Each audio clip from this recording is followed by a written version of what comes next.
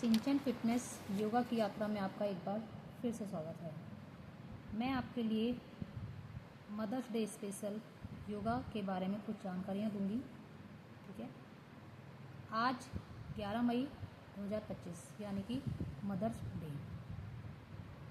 आज के दिन हम अपने स्टेटस पे लगाएंगे हैप्पी मदर्स डे। सभी लगाएंगे, हालांकि मैं भी लगाऊंगी, आप लोग भी लगाएंगे। क्या हैप्पी मदर्स डे लिखने से माँ हैप्पी हो जाती हैं? आप भी बताइए, खुद से सवाल कीजिए।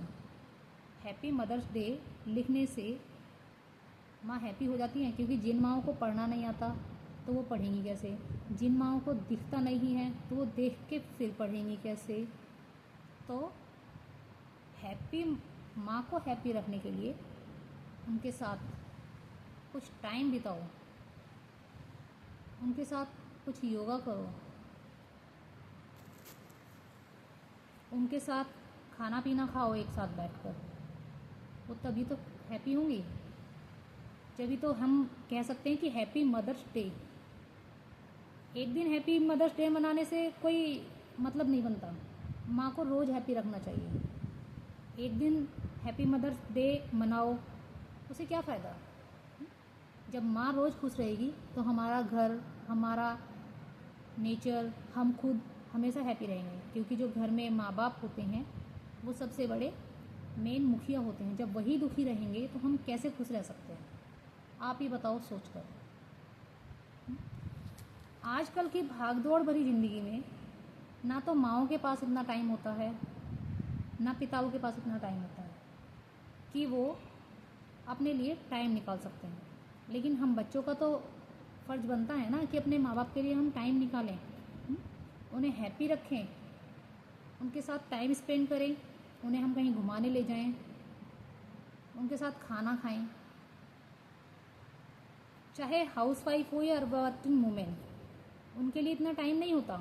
हम खुद हाउसवाइफ हैं, हमारे पास भी इतना टाइम नहीं होता। फिर भी हम अपने आप को एडजस्ट करते हैं, बच्चे संभालते हैं, घर के काम करते हैं, अपने पतियों को भी संभालते हैं, उनकी देखभाल करते हैं। A to Z हम हाउसवाइफ करती हैं। और जेंट्स भी घर के जेंट्स भी बाहर काम करते हैं। ऐसी बात नहीं है कि जेंट्स काम नहीं करते, बस उनको मेहनत का पैसा मिलता है और हाउसवाइफ को मेहनत का पैसा नहीं मिलता। तो इसलिए जेंट्स जो है वो अक्सर करके कह देते हैं कि भाई आप घर पे रह के करती क्या हो, 2 रोटियां सुबह बनानी है, 2 रोटियां शाम को बनानी है, इतने से ही काम हो जाएगा। लेकिन ऐसा नहीं है। जितना आदमी मेहनत करता है उतने ही घर में रह के औरत भी मेहनत करती है। और वो औरत तो डबल मेहनत करती है, जो बाहर भी काम करती है और घर में भी काम करती है।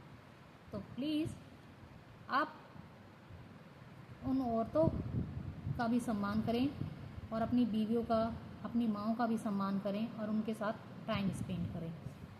अब आप कहोगे कि इससे योगा का क्या मतलब है? मदर्स डे से योगा का क्या मतलब है? मदर्स डे पर योगा का क्या मतलब है? तो मतलब है भाई, आप अपनी माँ को, अपनी बीवी को, अपनी बहन को, हर किसी को योगा के लिए प्रेरित करें कि जब वो योगा करेंगी तो वो स्वस्थ रहेंगी। माँ बड़ी बूढ़ी है, उन पे योगा नहीं आती या वो कर नहीं सकती, उनके घुटनों में दर्द होता है। मैं घुटनों के लिए एक योगा बताऊंगी, आपको वीडियो बनाकर डालूंगी 1-2 दिन में, तो आप उस वीडियो को ज़रूर देखना। वो बड़े बूढ़ों के लिए बहुत फ़ायदेमंद है। ठीक है, तो जो बड़े बूढ़े हैं वो योगा नहीं कर सकते, तो आप उन्हें अनुलोम विलोम के लिए प्रेरित करो। उनसे उनकी मांसपेशियां मजबूत होंगी। आप उन्हें सीधा खड़े होकर सूर्य नमस्कार करना सिखाओ। आप उनके साथ में ओम का जाप करना सिखाओ और खुद भी ओम का जाप करो, जिससे कि उनके मन को शांति मिलेगी। आप उनके साथ में थोड़ा हंसो, बोलो। आप उनके साथ थोड़ा पैदल चलो। खासकर जिनके घुटनों में दर्द होता है उन्हें पैदल चलना बहुत ज़रूरी होता है, क्योंकि जब हम पैदल चलेंगे तो हमारे घुटने रिकवर होंगे। बहुत से डॉक्टर मना कर देते हैं, लेकिन फिर भी थोड़ा बहुत पैदल ज़रूर चलना चाहिए। भाई माँ बाप हमारे लिए बहुत मेहनत करते हैं हमें पालने पोसने के लिए। जैसे कि हमें खिलाना पिलाना, कपड़े वगैरह और भी बहुत सारे जो काम हैं वो हमारे माँ बाप ही तो करते हैं हमारे लिए। तो क्या हमारा हक नहीं बनता हम अपने माँ बाप को खुश रख सकें? जो काम करते हैं, जो अपने माँ बाप से दूर रहते हैं, जिन्होंने अब अपने माँ बाप के लिए मेड लगा दी है, भाई उनका भी तो मन करता है ना अपने बच्चों को देखने के लिए। ये सोचो कि हमारा बच्चा अगर हमसे 1 मिनट के लिए दूर हो तो हमें कितना दुख होता है। हमारा कलेजा हाथों पर आ जाता है कि भाई हमारा बच्चा गया कहाँ। आप सोचो, आप मेहनत करते हो, अच्छी बात है, लेकिन अपने माँ बाप को वृद्धाश्रम छोड़ देते हो, बाहर छोड़ देते हो, वर्किंग हाउस मेड के हाथों में सौंप देते हो। तो कमाना अच्छा है, लेकिन अपने माँ बापों की देखभाल करना भी ज़रूरी है।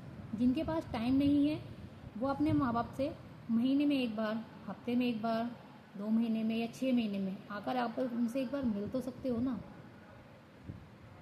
मिलने में कोई बुराई तो नहीं है भाई। एक दिन का टाइम निकाल के अपने माँ बाप से आके मिलो, उन्हें खुश करो।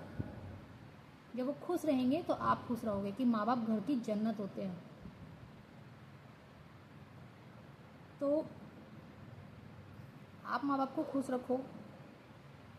आपको देख के आपके माँ बाप, जब आप उनसे 6 महीने में या 1 साल में एक बार आप मिलने आ जाओगे तो वो वैसे ही खुश हो जाएंगे कि भाई मेरा बच्चा मुझसे मिलने आए इतनी दूर से टाइम निकाल के। जब वो खुश होंगे तो उनकी जीवन लाइफ बढ़ेगी। हमें महसूस जब होता है जब हमारे माँ बाप खो जाते हैं। पहले हम उनकी कदर नहीं करते और जब बाद में खो जाते हैं तो इनका एक फ़ोटो उठाया, स्टेटस पे लिख दिया, happy mothers day, I miss you माँ एंड आई मिस यू पापा।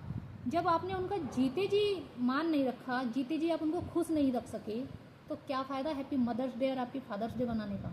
मेरी नज़र में तो कोई फ़ायदा नहीं है। बहुएं अपने सास ससुर को इतना परेशान करती हैं कि पूछो मत। वीडियो बनाती हैं, उस पर डालती हैं वायरल होने के चक्कर में। अरे आप वायरल हो, अपनी काबिलियत पे हो, लेकिन बड़े बूढ़ों को परेशान करके वायरल मत हो। मेरी नज़र में ऐसी कामयाबी का कोई फ़ायदा नहीं। मैंने देखा मेरी पड़ोस में एक बेचारी ब्लाइंड लेडीज़ है, बड़ी बूढ़ी है वो बेचारी, अब एक्सपायर हो गई, पहले थी 5-6 साल पहले। तो उनकी सास उन पर इतना अत्याचार करती थी, उन्हें दूर से फेंक के रोटी देती थी, उनका मान नहीं करती, धक्का दे देती थी। हम सब कहते थे कि आप ऐसा क्यों करती हो। कह रही हमारी सास है ना, तुम्हें क्या मतलब है। मैंने कि है तुम्हारी सास, अच्छी बात है, लेकिन है तो बड़ी बूढ़ी, उन्हें दिखाई भी नहीं देता, तो तुम ऐसा मत करो उनके साथ में। अब उनका बेटा भी नहीं बोल सकता। क्या फ़ायदा ऐसा बेटा होने के लिए जो अपनी माँ के हक़ के लिए ना खड़ा हो सके। कोई फ़ायदा है नहीं है। मेरी नज़र में ऐसे बेटे का ना होना बराबर है। भाई जैसा हम आज अपने लिए करेंगे वैसा ही हम आने वाले समय में काटेंगे भी। यानी कि हम आज अपने बच्चों को अच्छे संस्कार दे रहे हैं तो कल हमारे बच्चे हमसे सीखेंगे और हम अच्छे संस्कार उन्हें भी मिलेंगे हमसे। तो प्लीज़ मेरी दी हुई जानकारी अगर आपको अच्छी लगे और अपनी माँ को थोड़ा बहुत योगा के लिए प्रेरित करें, जिनसे कि इनकी उम्र लंबी हो सके। ठीक है ना। तो मेरी दी हुई जानकारी और वीडियो आपको अच्छी लगे तो please like, share, subscribe and comment करना ना भूलें। मैं वो वीडियो बनाती हूँ जो मैं खुद महसूस करती हूँ रियल लाइफ में, जो मैंने देखा होता है अपनी आंखों से, इसके ऊपर मैं वीडियो बनाती हूँ। और योगा से तो सब कुछ होगा, आपको पता ही है। Okay and bye. मिलते हैं नई वीडियो के साथ।